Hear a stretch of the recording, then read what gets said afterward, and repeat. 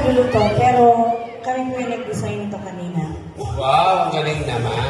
Paano kayo makukontak?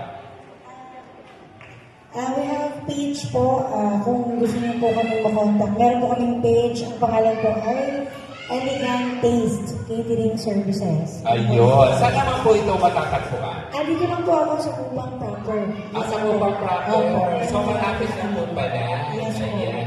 So, ngayon, siyempre, bago ka kumanta, Yes, po, sir. may konting katanungan naman si Tito Bunying. Yes po, Tito Boy. Sex or chocolate? Chocolate na lang. So, anyway, paano po kayo nag-umpisa sa inyong catering services? Actually, simula pa lang po namin eh. Kasi po, ako po eh, meron din po akong konting nalalaman sa mga events kasi minsan po co-coordinate din po ako. Yes, ng mga coordinator events. din po kayo.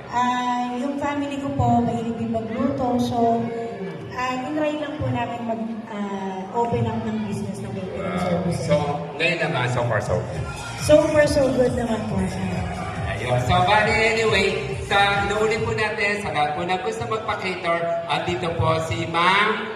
Trixie Inzon po, my page. Pwede naman po, basta bukas tayo. Pwede po ba ang kwanto PBC? Pwede rin po. 2029 ang date. Ay, yun lang. Okay, pakantay na po natin si Ma'am Tracy. Palakpakan po natin si Ma'am Tracy.